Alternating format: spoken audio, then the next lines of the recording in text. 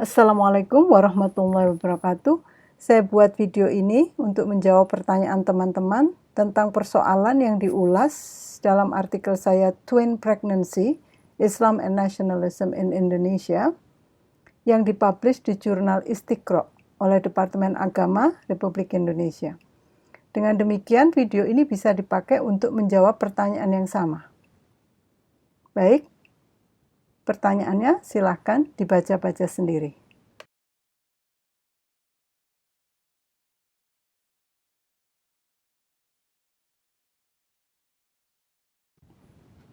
Terlebih dahulu saya harus sampaikan bahwa artikel saya Twin Pregnancy, Islam and Nationalism in Indonesia, atau kalau di Indonesia kan hamil kembar, Islam dan nasionalisme di Indonesia, itu dibuat berdasarkan disertasi saya di University of Canterbury, New Zealand, yang berangkat dari sebuah premis sosiologis bahwa nasionalisme adalah sebuah social construction.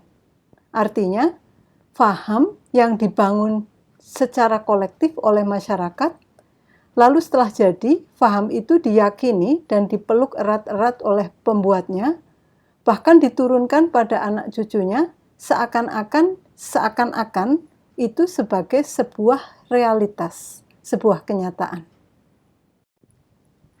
Jadi seakan-akan sejak awal Tuhan menciptakan dunia, Tuhan juga membuat yang namanya bangsa Indonesia. Benarkah demikian? Jelas tidak mungkin Tuhan membuat bangsa Indonesia, bangsa Amerika, bangsa Malaysia, dan seterusnya. Itu semua adalah buatan manusia. Sama-sama etnis Melayu, yang dulu budayanya kurang lebih sama, masaknya sama-sama rendang, sama-sama punya wayang dan sebagainya, kini yang satu jadi bangsa Indonesia, satunya Malaysia. Hanya karena yang satu jajahan Belanda, satunya jajahan Inggris. Itu saja alasannya. Jadi lucu kalau ingat itu, lalu mereka sekarang ribut soal klaim, misalnya lagu kebangsaan Malaysia, Negaraku. Katanya asalnya dari lagu Indonesia, Terang Bulan. Padahal kalau diteliti lagi, lagu Indonesia Terang Bulan pun asalnya dari lagu populer Prancis, La Rosalie. Jadi itu sebetulnya seperti anak kecil. Dalam ilmu politik, konsep negara bangsa atau nation state semacam itu adalah produk zaman modern, karena dulu tidak ada. Di artikel saya di sebelah kanan, saya paparkan kronikel sejarah perkembangannya. Yang paling dominan adalah pemikiran filosof Prancis, Jean-Jacques Rousseau, yang menekankan agar pemerintah berdaulat, masyarakat harus homogen, harus seragam. Nah, ini problemnya ketika ada umat Islam di dalam masyarakat itu. Sekarang mari kita masuk ke level perasaan dan pikiran manusia, afeksi dan kognisi. Kok bisa orang percaya lalu meyakini bahwa negara bangsa itu sebagai realitas, sebagai kenyataan, sampai dia harus habis-habisan membelanya, bahkan hingga titik darah penghabisan. Proses apakah gerangan yang membuat manusia bisa jadi seperti itu? Ini pertanyaan filosofis, bukan? Semoga antum semua juga pernah sedikit berpikir seperti itu, sehingga penjelasan saya selanjutnya ini bisa difahami. Sentimen nasionalisme semacam itu dijelaskan oleh ilmu sosiologi, khususnya cabang Sociology of Knowledge. Teoris yang paling terkemuka adalah Peter Berger dan Thomas Luckman. Mereka berdua membangun teori sosiologi yang menjelaskan secara runut bagaimana sebuah realitas, dalam tanda kutip, dibangun secara bersama-sama oleh masyarakat. Akhirnya, berangkat dari premis tersebut, negara bangsa itu sebetulnya hanyalah imagined community, komunitas yang ada di imajinasi kita saja. Demikianlah judul buku terkenal oleh Benedict Anderson, ahli ilmu politik sekaligus Indonesianis, ahli Indonesia, dari Cornell University di Amerika. Kebetulan, Beliau meninggalnya juga di Kota Batu, Malang, ketika sedang berlibur pada tahun 2015. Mungkin teori ini nggak perlu saya jelaskan lebih banyak, cukup sampai di sini. Kalau ada yang tertarik, bisa baca artikel dari disertasi saya di jurnal Equinox di Inggris, artikel ini. Di sini saya mendukung teori Berger dan Lachmann soal nasionalisme sebagai konstruk sosial yang dibuat sendiri oleh manusia, yang disebutnya dengan nama symbolic universe. Kira-kira bahasa Indonesianya semesta simbol. Tapi artikel disertasi saya mengkritik pandangan mereka ketika teori symbolic universe tersebut diterapkan juga pada agama. Mereka mengatakan agama juga sama, kayak nasionalisme. Sama-sama konstruk sosial, sama-sama buatan manusia secara kolektif. Latar belakang pendidikan Islamic philosophy atau filsafat Islam yang kebetulan saya miliki, di sini berguna untuk membangun argumen filsafat tentang sisi ruhani agama, atau yang dalam disiplin ilmu filsafat disebut dengan mysticism. Framework mysticism tersebut saya perlukan untuk berdebat bahwa agama tidak persis sama dengan nasionalisme. Sampai pada level tertentu, bisa sama-sama symbolic universe, sama-sama social construction. Tapi adanya dimensi mysticism lah yang membedakan agama secara tajam dengan nasionalisme. Agama punya dimensi ruhaniah, sedangkan nasionalisme tidak. Jadi, mysticism itu penting, karena itulah yang membedakan agama dengan ideologi. Nasionalisme itu ideologi. Islam punya dimensi sosiologis dan punya dimensi mysticism atau ruhaniah. Karena itu seharusnya Islam tidak bisa direduksi cuma jadi ideologi, dan seharusnya tidak juga dikawinkan dengan nasionalisme. Baiklah, itu tadi kerangka teori dalam disertasi saya. Nah, artikel saya yang Twin Pregnancy, Islam and Nationalism in Indonesia, yang dikomentari oleh Akhwan Lakaida dan Ali Bajrai, ini bukan lagi bicara teori, tapi memaparkan sejarah bagaimana nasionalisme di Indonesia dikandung dan dilahirkan. Dalam artikel tersebut, saya tunjukkan bahwa dalam proses sejarah itu ada dua keberadaan yang saling mempengaruhi, yaitu 1. Penjajahan bangsa Eropa, 2. Islam. Dari keduanya itulah nasionalisme yang dikandung oleh ibu sejarah Indonesia saya analogikan seperti janin kembar. Ketika dilahirkan setelah masa kemerdekaan, yang satu nasionalisme sekuler, yang kebarat-baratan, yang satunya nasionalisme Islam. Saya akan mulai pemaparannya. Sebagai kekuatan kolonial, jelas Belanda atau Eropa menimbulkan image maju, pandai, modern, semua yang hebat-hebat, dan juga tidak kalah pentingnya Kristen. Bahkan pada tahun 1885, Belanda sempat membagi masyarakat jajahan ini menjadi 3 kelas warga. Kelas 1, bangsa Eropa, lalu termasuk juga agama Eropa, yaitu Kristen. Kelas 2, etnis Arab, Cina, dan India. Baru di kelas 3, warga pribumi. Jelas ini semua menciptakan apa yang disebut oleh psikiater Frantz Fanon, colonization of the mind, atau psychology of oppression, serangkaian kondisi mental dan pikiran bangsa-bangsa yang terjajah, tertindas. Mereka menjadi minder, punya seperangkat inferiority complex. Ini bisa sangat menyakitkan dan bisa membekas turun-temurun.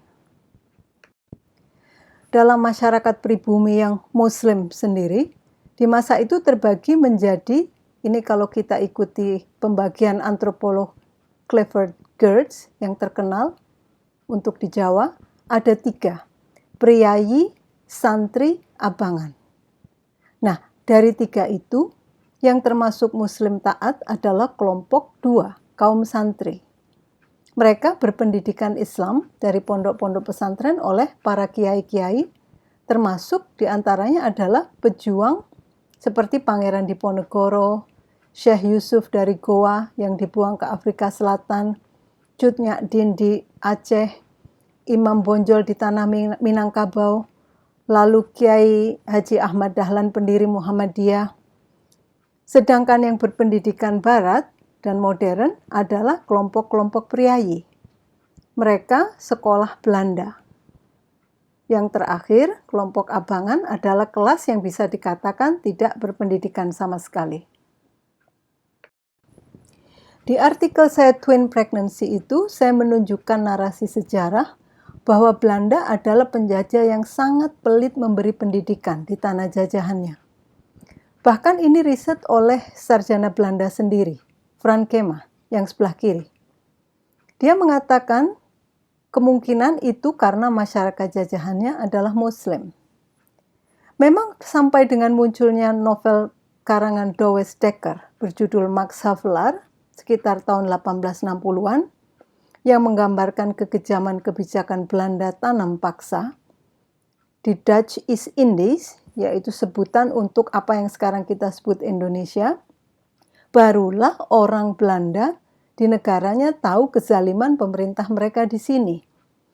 Lalu buku itu menimbulkan protes dan tuntutan orang-orang Belanda agar rakyat East Indies diberi pendidikan. Dari situlah dibuatkan kebijakan baru pada tahun 1901 yang disebut ethical policy untuk membayar hutang kepada rakyat pribumi dengan jalan mulai memberi pendidikan. Tapi ada catatan, itu pun yang dipilih anak-anak keluarga kaum priayi, bukan santri. Mereka adalah dipilih keluarga ningrat yang akrab atau dekat dengan Belanda. Baru-baru ini ada film oleh Hanung Bramantyo yang kalau dilihat detail ceritanya kelihatan kalau yang sekolah tinggi di zaman tersebut adalah anak-anak keluarga yang ke Belanda-Belandaan. Film Nyai Ontosoro, Bumi Manusia. Dan akan terlihat bahwa saat itu pun Islam berada di kubu perlawanan terhadap penindasan Belanda. Setelah ada kebijakan baru ethical policy itulah, pemuda pribumi diberikan pendidikan tinggi. Bahkan ada yang sampai dikirim ke Belanda, seperti Bung Karno, Bung Hatta, dan beberapa yang lain. Di sana mereka jadi tahu dan belajar dua pengetahuan penting yang paling besar mempengaruhi nasib Indonesia di masa selanjutnya. Ini catatan yang perlu digarisbawahi. 1. Konsep nation state yang sudah saya jelaskan di slide sebelumnya. Mereka melihat, oh di Eropa mereka punya negara-negara modern. Jadi inilah rupanya kunci kenapa Barat menjadi kuat sampai menjajah kemana-mana. Dan yang kedua, mereka tertarik dan jatuh cinta pada paham Marxism atau komunisme. Kenapa demikian? Karena Marxism adalah paham dari Barat, tapi anti-kolonialisme. Jadi pastilah itu menarik buat pemuda-pemuda yang masih bersemangat tinggi mencari jalan untuk kemerdekaan bangsanya. Jadi para nasionalis di zaman pergerakan justru sangat dekat dengan paham Marxism, komunisme. Hampir semua pejuang pergerakan kemerdekaan di Asia, di Afrika, sangat-sangat akrab dengan komunisme. Jadi salah kalau ada yang bilang mereka para nasionalis tidak kenal komunisme. Untuk Indonesia khususnya perlu diingat, mereka para nasionalis yang sekaligus pengusung modernisme di masa awal bukan kaum santri, mereka kaum priayi. Sebelum terlewat, saya ingin menggarisbawahi, sama seperti nation state, komunisme atau Marxism itu paham dari Barat juga, bukan dari Cina. Karl Marx itu orang Yahudi Jerman. Bahwa Cina, Korea Utara, Vietnam sekarang menjadi komunis itu karena pilihan para pemimpin mereka. Di seri kuliah saya tentang eco-literacy, perbedaan antara kapitalisme, komunisme, dan Islam jadi terlihat. Sekilas isi kuliah bisa dilihat di link video di bawah. Nanti saya akan kembali ke pertanyaan Akhul Lakaida. Kenapa yang lahir di Indonesia sekarang justru bayi berkarakter komunis? Sebelum sampai ke situ, saya perlu melanjutkan narasi sejarah ini supaya dipahami secara utuh. Mari kembali ke slide sebelumnya tentang dua pengaruh besar dalam masa mengandung nasionalisme Indonesia yang saya sebutkan tadi, yaitu Barat dan Islam. Pemaparan yang baru saya berikan adalah narasi sejarah bagi kaum berpendidikan Barat, yang akhirnya melahirkan nasionalisme sekuler di Indonesia. Nah, di bagian masyarakat yang Muslim, kaum santri, pendidikan Islam memberi pengaruh kuat soal kebangsaan juga. Mereka inilah yang di kemudian hari melahirkan satu, Islam nasionalis, artinya nasionalisme dan Islam dikawinkan. Yang kedua adalah mereka-mereka yang tidak mau mengawinkan Islam dan nasionalisme. Karena bagi mereka, Islam melarang kepatuhan pada sesuatu apapun di luar Allah, sedangkan model negara modern nation state itu menyuruh keseragaman, menyuruh orang lebih patuh pada negara daripada Tuhan. Jadi itu dianggap tauhid. Lalu yang kedua, Islam juga punya konsep ummah. Bagi mereka, Islam ada konsep ummah yang justru menyuruh umat Islam tidak terkotak-kotak oleh bangsa-bangsa dan semestinya menjadi satu global ummah. Nah, berlawanan kan? Padahal nasionalisme menyuruh orang justru bangga dengan bangsanya. Jadi ini memang rumit. Kritik terhadap nasionalisme oleh para pemikir Islam itu sangat lazim, tidak jarang, dan memang punya dasar yang kuat. Bahkan seorang Muhammad Iqbal dari Pakistan, pengusung modernisme yang sering dianggap terlalu banyak mengadopsi pemikiran Barat pun menganggap nasionalisme sebagai pikiran kekanak-kanakan. Jadi demikianlah latar belakangnya. Sekarang saya sudah bisa mulai menjawab pertanyaan Akhwan Lakaida dan Ali Bajrai nomor 4 tentang faham komunisme. Dari pemaparan tersebut bisa dilihat ideologi komunisme selalu ada. Di masa lalu jelas ada dan mempengaruhi nasionalisme Indonesia. Di masa sekarang pun komunisme atau sosialisme tidak pernah usang. Terus tampil menarik, terus memukau bagi orang-orang yang kecewa pada ketidakadilan sosial, ketimpangan sosial yang begitu lebar yang telah dihasilkan oleh kapitalisme selama ini. Perlu diingat, selama ini cuma ada dua ideologi yang dominan di dunia, kapitalisme dan komunisme. Nggak ada pilihan lain. Jadi kalau kecewa yang satu, pindah ke satunya. Begitu juga sebaliknya. Bahkan di negara-negara Arab pun, kelompok kiri tetap ada. Kita semua tahu Partai Ba'ath, Saddam Hussein di Irak. Nah, pengaruh kelompok kiri Saddamis ini bahkan kuat sampai di Syria. Di Lebanon juga ada kelompok kiri, Harakat Al-Yasar. Nah, yang lebih ajaib tapi masuk akal dalam logika social movement, akhir-akhir ini muncul aliansi antara kiri dan Islamis sejak Arab Spring tahun 2010-an. Terakhir yang perlu diingat, kalau kemarin-kemarin kita cuma taunya hegemoni Amerika lah yang menguasai kapitalisme global, kini kita sudah memasuki tahap global capitalism yang baru, di mana China sebagai new economic hegemony. Jadi, China itu cuma bajunya saja yang komunis, perilaku ekonominya kapitalis juga. Dan China memang punya agenda besar untuk jadi hegemon baru di dunia.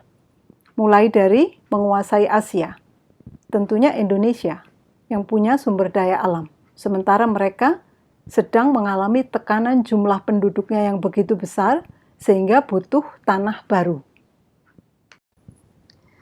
Dengan pemaparan saya yang demikian panjang, pertanyaan Akhina Ali, mengapa kelompok Islam dianggap rival negara padahal kemerdekaan adalah karya umat Islam? Saya yakin sudah terjawab dengan sendirinya. Tinggal yang mungkin masih menjadi pertanyaan bagi semuanya adalah, Lalu kalau memang Islam itu sebagai symbolic universe tersendiri, Islam juga sebagai sistem berpikir, sistem filsafat tersendiri, artinya tidak bisa dipaksa harus bubar, harus sama, maka bagaimana cara terbaik menjadi warga negara? Mohon maaf, lagi-lagi saya menunjukkan tulisan saya. Kali ini dipublikasikan oleh Waikato University di Hamilton, New Zealand. Seminar atau diskusi itu diadakan secara dadakan setelah kejadian pembantaian jemaah sholat Jumat di Masjid An-Nur dan Masjid Linwood di kota Christchurch, New Zealand. Kebetulan di kota itu juga kami sekeluarga pernah tinggal, dan kami juga jemaah di Masjid An-Nur tersebut. Jadi banyak di antara para korban terorisme itu yang merupakan teman baik kami. Pelaku penembakan Brandon Tarrant bukan orang New Zealand. Dia orang Australia, seorang Islamofob yang juga white supremacist. White supremacy artinya sama kayak nasionalis. Dia memperjuangkan kemuliaan ras kulit putih. Ide membantai orang Islam muncul ketika dia melakukan perjalanan ke Eropa selama beberapa tahun. Dan di sana dia melihat begitu banyak imigran Muslim di negara-negara Eropa, termasuk banyak masjid-masjid. Nah, kemarahan pada orang Islam itu dia tumpahkan di New Zealand.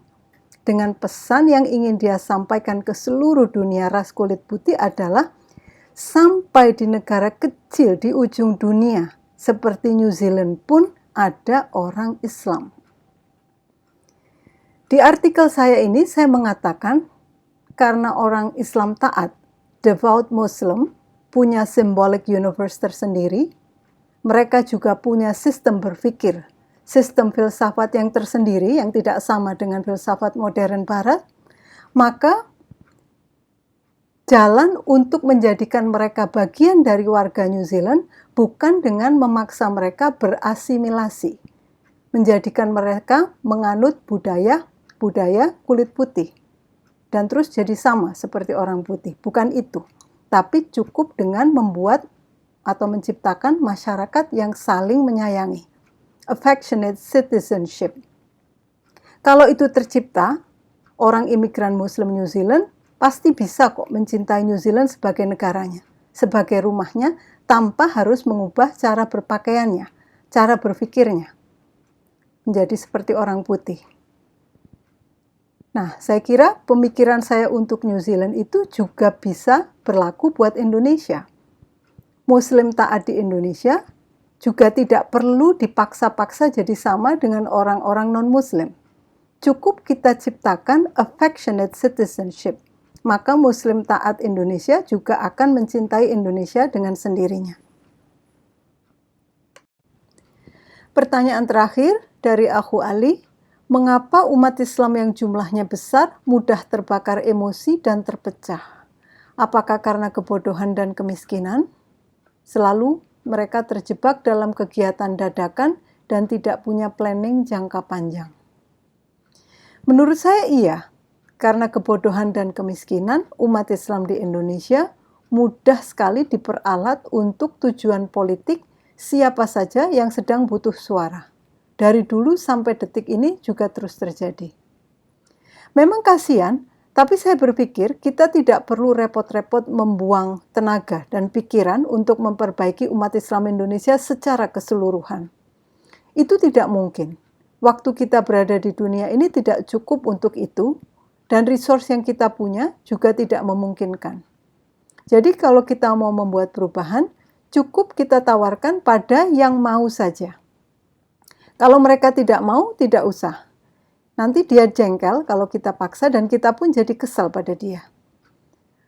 Nah, sehubungan dengan saran saya ini, saya nanti akan berikan video kuliah Eco-Literacy modul 3.0, di mana saya khusus membahas soal gerakan perubahan oleh komunitas-komunitas kecil, bukan secara besar-besaran.